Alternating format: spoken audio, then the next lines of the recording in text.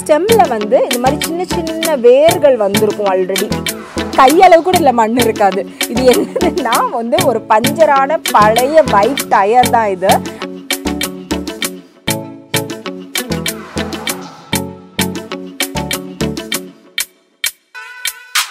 Hello friends, welcome back to your channel house to home. இன்றைக்கி நம்ம garden சீரீஸ்லேருந்து தான் ஒரு எபிசோடை பார்க்க போகிறோம். நிறையவே ரீசெண்டாக நம்ம கார்டன் சீரீஸ் எபிசோட்ஸ்லாம் என்கிட்ட கமெண்ட்ஸில் கேட்குற ஒரு கேள்வி என்னது அண்ட் அதிகமாக வர கமெண்ட் என்னது அப்படின்னு பார்த்தீங்கன்னா, அக்கா எங்கள் வீட்டில் ரொம்பவே கம்மியான இடம் தான் இருக்குது, ஒரு சின்ன பால்கனி ஸ்பேஸ் தான் இருக்குது, இல்லாட்டி ஒரு விண்டோ ஷேடு தான் இருக்குது, நாங்கள் ஒரு வாடகை வீட்டில் தான் இருக்கிறோம், ஒரு அப்பார்ட்மெண்ட்டில் தான் இருக்கோம். உங்களை மாதிரி எனக்கும் கார்டன் வந்து ரொம்ப பிடிக்கும், எங்களுக்கும் வளர்க்கணுங்கிற ஆசை இருக்குது. பட் இந்த ஸ்பேஸில் என்னால் வளர்க்க முடியல, என்ன மாதிரியான செடியெல்லாம் இந்த மாதிரியான ஸ்பேஸில் வளர்க்கலாம் அப்படிங்கிறதெல்லாம் நீங்கள் கேட்டிருந்தீங்க. இந்த ஒரு கவலை எனக்குமே இருந்தது. நம்ம இந்த வீடு வாங்கி கிட்டத்தட்ட ஒரு 4 years to 5 years அந்த மாதிரி தான் ஆகுது. அதுக்கு முன்னாடி நாங்களுமே வந்து அப்பார்ட்மெண்ட்டில் தான் இருந்தோம், ஒரு வாடகை வீட்டிலேருந்து தான் வந்தோம். ஸோ அந்த டைமில் எனக்கும் இந்த ஏக்கம்லாம் இருந்திருக்கு, எப்படி நம்ம வந்து ஒரு கார்டன் வளர்க்கணும் அந்த மாதிரிலாம் இருந்த ஒரு காலகட்டங்கள்லாம் இருக்குது. ஸோ அந்த டைமில் நான் வந்து ரொம்பவே வளர்த்த அண்ட் எனக்கு ரொம்பவே சந்தோஷம் கொடுத்த ஒரு செடியை பற்றின அப்டேட்ஸ் தான் இந்த எபிசோடில் நீங்கள் பார்க்க போகிறீங்க. புதினா செடி. ஸோ சின்ன ஸ்பேஸ் இருந்தால் போதும், உங்களுக்கு ஒரு விண்டோ ஸ்பேஸ் இருந்தால் போதும், இல்லாட்டி ஒரு பால்கனி ஸ்பேஸ் இருந்தால் போதும், அப்படி ஃப்ரெஷ்ஷாக புதினா வளர்த்து டக்குன்னு நீங்கள் ரொம்ப டயர்டாக இருக்கிறப்ப ஒரு புதினா டீயோ இல்லை ஒரு செட்டிநாடு சிக்கனோ ஒரு மட்டனோ பண்ணுறப்ப இல்லை பிரியாணி பண்ணுறப்ப அப்படி ஃப்ரெஷ்ஷாக பறிச்சு போட்டு குக் பண்ண எப்படி ஒரு ஃபீல் இருக்கும். ஸோ அந்த மாதிரியான ஒரு செடி தான் இன்றைக்கி நம்ம எபிசோடில் பார்க்க போகிறோம்.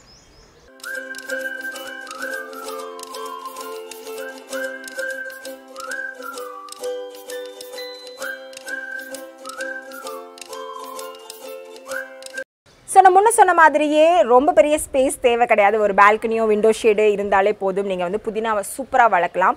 அண்ட் ரொம்ப ஆடம்பரமான பெரிய தொட்டிலாம் வைக்கணும்னு கூட கிடையாது, சின்ன சின்ன தொட்டியில் வச்சா கூட ரொம்பவே அழகாக வளரும். அண்ட் நம்ம வீட்டில் கூட சின்ன க்ரியேட்டிவிட்டியெல்லாம் டிஐஒய்லாம் காட்டி எங்கள் அம்மா ஹஸ்பண்ட்லாம் சேர்ந்துலாம் ஒன்று பண்ணி வச்சுருக்காங்க, நான் அதையும் உங்கள்கிட்ட காட்டுறேன். ஸோ எங்கள் செடி பார்த்தீங்கன்னா தொட்டிலே வச்சுருக்கேன், நான் அந்த க்ரியேட்டிவிட்டிலே நாங்கள் வச்சுருக்கிறோம். அண்ட் இது வந்து நான் கடையில் நம்ம புதினா நார்மலாக வாங்குவோம் இல்லைங்க, அந்த ஸ்டெம்லேருந்து வளர்ந்த வந்து செடி தான். அண்ட் மண் கலவையெல்லாம் பெரிய விஷயம் கிடையாது, நார்மலான மண் எருவெலாம் போட்டுலாம் நீங்கள் மெயின்டைன் பண்ணணும் அப்படிங்கிற தேவையே கிடையாது. அண்ட் நார்மலாக நீங்கள் தண்ணி வந்து ஸ்ப்ரே பண்ணி விட்டாலும் சரி ஊற்றினாலும் சரி சூப்பராக இருக்கும். அண்ட் இந்த மாதிரி நீங்கள் வந்து கடையில் வாங்குவீங்கள்ல, அந்த ஸ்டெம்மில் பார்த்தீங்கன்னா இவங்க வந்து பறிச்சிட்டு வர்றதுனால கீழ்ப்பகுதி எப்போவுமே கொஞ்சம் வாடின மாதிரி இருக்கும், மேல் பகுதியில் வந்து இந்த ஸ்டெம் வந்து எப்போவுமே நல்ல ஃப்ரெஷ்ஷாக இருக்கிற மாதிரி இருக்கும். கரெக்டாக? ஸோ அதில் நீங்கள் எந்த மாதிரி சூஸ் பண்ணணும் அப்படின்னா, இந்த ஸ்டெம்மில் வந்து இந்த மாதிரி சின்ன சின்ன வேர்கள் வந்திருக்கும். ஆல்ரெடி இந்த மாதிரி வேர் இருக்கிற ஸ்டெம்மாக தான் நீங்கள் வந்து சூஸ் பண்ணணும். சூஸ் பண்ணிவிட்டு கொஞ்சம் அதுலேருந்து ஒரு இவ்வளோ மட்டும் வச்சு நீங்கள் இதை உடச்சிடுங்க. இது நீங்கள் வந்து தண்ணி பாட்டிலில் ஒரு 2 நாள் போட்டீங்கன்னாலே உங்களுக்கு வேர் வந்துடும், இல்லைன்னா டைரெக்டாகவே கூட நீங்கள் வந்து மண்ணில் வந்து வச்சிடலாம். ஸோ இந்த ஒரு 2-3 இலை இருக்கிற மாதிரியே பார்த்து வைங்க, அப்போ தான் வந்து செடி வாடுதா இல்லை வளருதா அப்படிங்கிறது உங்களுக்கு வந்து விசிபிலிட்டி கிடைக்கும். ஸோ இந்த மாதிரி வேர் இருக்கிறத தண்ணியில் 2 நாள் போட்டு அப்புறமா நீங்கள் மண்ணுக்கு ட்ரான்ஸ்ஃபர் பண்ணாலும் சரி, டேரெக்டாக மண்ணில் வச்சாலும் சரி, உங்களுக்கு வந்து சூப்பராக வளரும். ஸோ என்னோடய புதினா செடியை நான் முதல்ல காட்டுறேன். இதுதான் நாங்கள் வந்து இந்த வீட்டுக்கு வந்ததுக்கப்புறமா முதல்ல வச்ச புதினா செடி. ஸோ இதுதான் அது. கிட்ட வந்தாலே அப்படி மனம் கும்முன்னு இருக்கும், சரியான ஒரு ஸ்மெல் இருக்கும் இதில். ஸோ சூப்பராக வளர்ந்துட்டுருக்குது.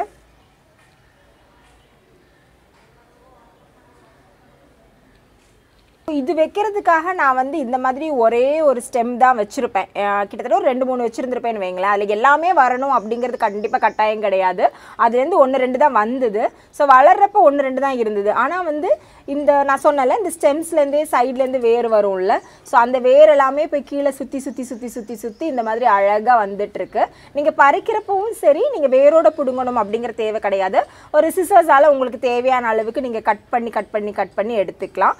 மற்றபடி இந்த மாதிரி காஞ்ச நரம்புகள்லாம் இருந்ததுன்னா உடனே அதை வந்து இந்த மாதிரி பிடுங்கி போட்டுடுங்க, ஸோ தட் அந்த இடத்துலேருந்து கூட புதுசாக வரும். ஸோ இவ்வளோதான், ரொம்ப ரொம்ப ஈஸியான ஒரு விஷயம். ஸோ இது நீங்கள் எந்த மாதிரிலாம் வளர்க்கலாம்ங்கிறதுக்காக நான் ஒரு எக்ஸாம்பிளும் நான் இப்போ காட்டுறேன். ஸோ புதுசாக புதினா செடி வைக்கிறப்ப வந்து ஒரு முக்கியமான விஷயம், கிட்டத்தட்ட ஒரு வாரத்துக்கு இல்லாட்டி ஒரு புது இலை வர வரைக்குமாவது நீங்கள் டைரக்ட் சன்லைட்டில் வைக்கிறத கொஞ்சம் அவாய்ட் பண்ணுங்க. உதாரணத்துக்கு நீங்கள் வந்து ஒரு விண்டோ ஷேடில் வைக்கலாம், கொஞ்சம் நிழல் இருக்கிற மாதிரி இடத்துல வைக்கணும். டைரக்ட் சன்லைட் படாமல் இருந்தால் மட்டும் போதும். இல்லை உங்கள் வீட்டில் மாடியில் வாட்டர் டேங்க் இருந்ததுன்னா வாட்டர் டேங்க் கீழே கூட நீங்கள் வைக்கலாம். ஒரு குளிர்மை கொடுக்கறதுக்கான ஒரு விஷயந்தான். மற்றபடி வளர்ந்ததுக்கப்புறமா டைரக்ட் சன்லைட்டில் வைக்கணுமா அப்படின்னு கேட்டிங்கன்னா அப்பவும் கண்டிப்பாக கிடையாது. அட்லீஸ்ட் ஒரு 1 hour டைரக்ட் சன்லைட் கிடைக்கிற மாதிரி கண்டிப்பாக பார்த்துக்கங்க. எஸ்பெஷலி வந்து சம்மரில் கொஞ்சம் கஷ்டம்தான், பட் வந்து விண்டர் சீசனில் கொஞ்சம் குளிர் இருக்கிற அந்த டைம்லலாம் பார்த்தீங்கன்னா சூப்பராக வளரும். அது நான் சொல்லி தான் உங்களுக்கு தெரியணும்னு இல்லைன்னு நினைக்கிறேன். ஸோ இதுதான் நான் காட்ட வந்த க்ரியேட்டிவிட்டி. பேசிக்கலி இது என்ன அப்படின்னு பார்த்தீங்கன்னா, என் கையளவு கூட இதில் மண் இருக்காது. இது என்னதுன்னா வந்து ஒரு பஞ்சரான பழைய பைக் டயர் தான் இது. அந்த டயரில் அழகாக இந்த மாதிரி இந்த நைலான் சாக்கு வரும்ல, அந்த சாக்கு அப்படி அழகாக சுற்றிட்டு அதில் மண் போட்டு நம்ம வந்து புதினா வளர்த்துட்ருக்குறோம்.